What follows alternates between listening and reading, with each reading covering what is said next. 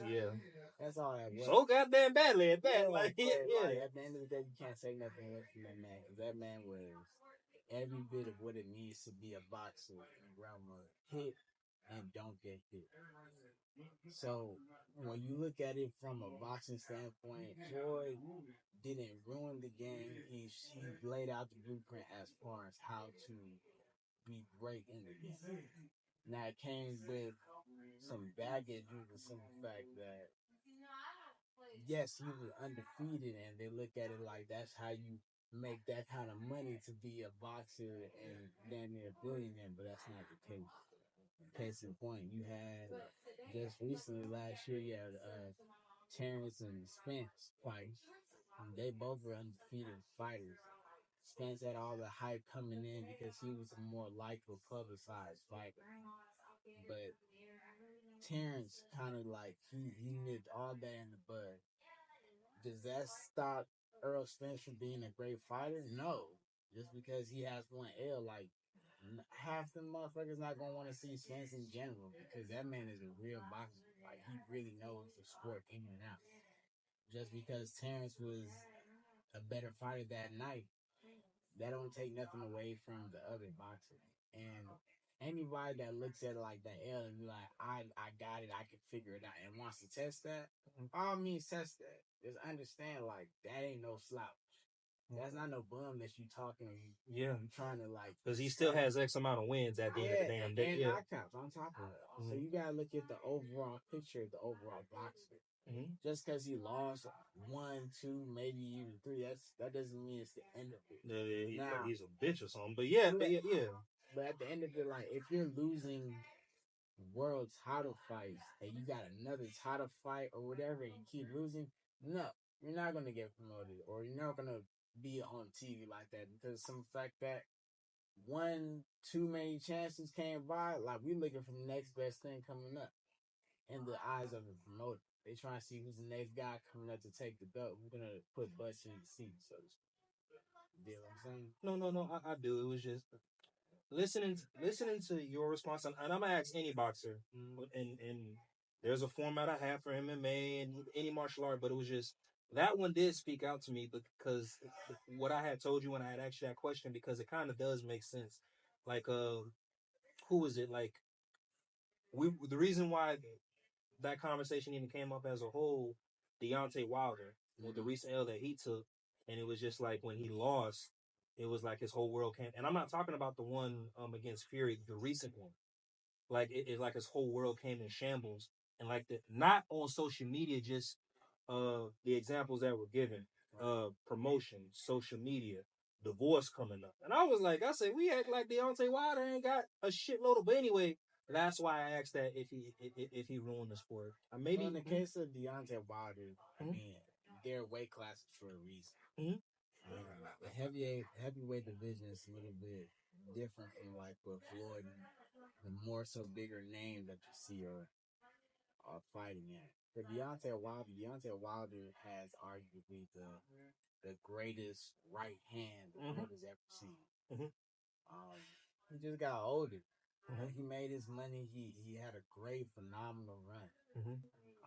I just feel like after his loss of Fury, in my opinion, it just seemed like there was too many people telling him what he should have done or what he could have done or what he needs to do to change to be a better boxer. And it fucked with his mental, I imagine. I feel like it messed with his mental too, and it's too. He just needed to stick to what he knows, the little tweaks. The right coach could have just pushed him to do that, but he had too many coaches and change ups and trying to change his style of boxing. So allow me to ask this, like for any boxer, anybody heavy, whatever the weight classes are. So taking L's like that, like, do you feel like that also weighs on the mental because of the expectation that's in boxing now? Absolutely, because when you have built up a brand or a name like that, it goes to anybody's head. Like, I'm so and so. Like, can't nobody do this? I do that. Like, I put this time in, this work in, whatever. As anybody that's real should do. But like when you have the world's expectation, you have eyes on you like that, you're just adding more stress and pressure to yourself. Or people are putting that on said person. So you want to live up to it because it's great reward with an even greater risk or failure. You see what I'm saying? So it's just a matter of About 7 minutes. I'm gonna bring all this shit full circle, brother. you good. It's just a matter of your personal mental, how you feel about your personal life and how boxing or whatever sport you're doing comes into play. Because if you have a good foundation, family that's gonna rock with you and be there through thick and thin with you, like the world gonna talk regardless of it. Like Yeah, it's just a matter sticks and of like, stones. yeah, it's just a matter of how you deal with it moving forward. If you have a good support system. Say less. So allow me to ask this, and then I'll hit you with this rapid fire, and we'll cut it. So, you as a boxer, Mm. what are some things you like about boxing? What are some things you dislike? I like I like the things I like about boxing. It is a true test of a person's will. Mm-hmm. Are you willing to go through hell and hot water to achieve greatness? Are you willing to outlast a person that's trying to kill you? Who's gonna last? Who's gonna be standing at the end of the smoke? Who's gonna be the last person out there? The grind it takes, the science behind like why you're doing certain things, how you do it, and what reaction you can get when you're actually in the ring and applying it. It's just the little things of science to the sport that makes it that much more intriguing.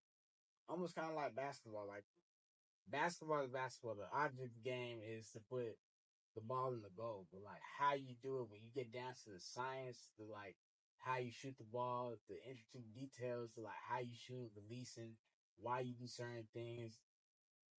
That becomes more of like a excitement. Like you want to know the little minute things. It's one thing to make it go, but can you shoot without the ball touching the rim? The accuracy behind what you're doing versus Smooth, yeah, you like, know what I'm but saying? yeah, okay. You know what I'm talking about? So it's like that's what it is for boxing. It's not just throwing punches, how you throwing the punches, why you're throwing the punches.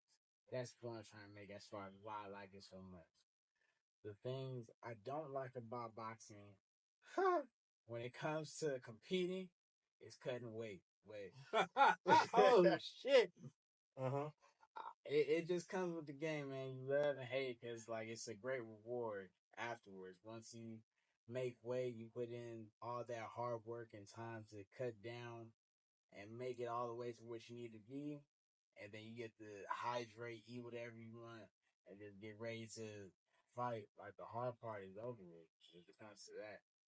And then just like you said earlier, as far as like the social media background to like bashing individuals when they don't have a good performance or they or whatever the case may be. Like it just comes with the territory. I mean, with that. Say less. So allow me to hit you with this rapid fire, and we'll cut it. Let's go. On some real shit, man. Hey, in the future, while you're still stationary out or whatever. I'm a dumbass, by the way. I thought you was out because when Coach said he still ain't said no, he not. He said he was out, but I forgot. But anyway, thank you for sharing that aspect of your story. I got like, I guess, empathic ass like traits, and when I hear something, I go based off the energy I get. Right. I hope next time we have a sit down in a different setting, when my channel's popping and I do Yeah, more things. definitely bring Yeah, me back, man. no, Hopefully I'll be big time the next time by the time. wearing a bigger three chain. Like I know your neck hurt. Take that shit out. Now let me stop. But hey, man, on some real shit, thank you for sharing that. The highs, the lows. Thank you for sharing that. No, I'm going. I'm not even going to hit the timer. It's just 10 questions. I got you. I got you. All right. Rest day or cheat meal. Cheat. Southpaw or Southpaw or unorthodox. Orthodox. Energy drink or coffee. Energy drink. Cardio or sauna. Cardio. Bulgarian split squats or hip thrusts. I'm gonna go with hip thrust. There we go. Yeah. Bodybuilding or strongman. Bodybuilding. Nike or Adidas. Nike. Rock and roll or hip hop. Hip hop.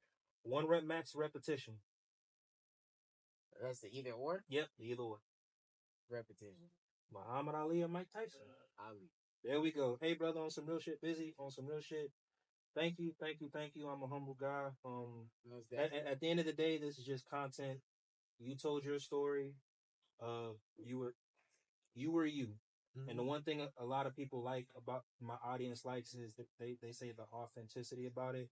That's why again, like I'm gonna tell you, like I told everybody, even coach, like I don't come on here. No, I want you. I know I stutter a lot, but I want you to tell your story to my audience. Somebody, and I've told everybody else this.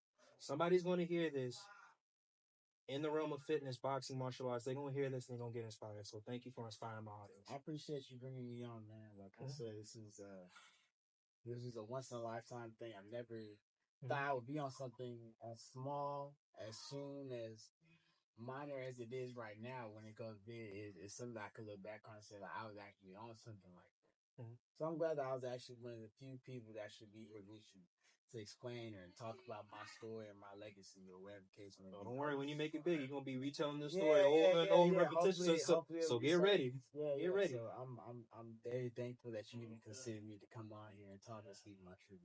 Oh no, don't worry. Next person I'm gonna bring is Mr. Reese. I can't wait for that. But other than that, I'm gonna cut it here. Hey brother, blessings to you.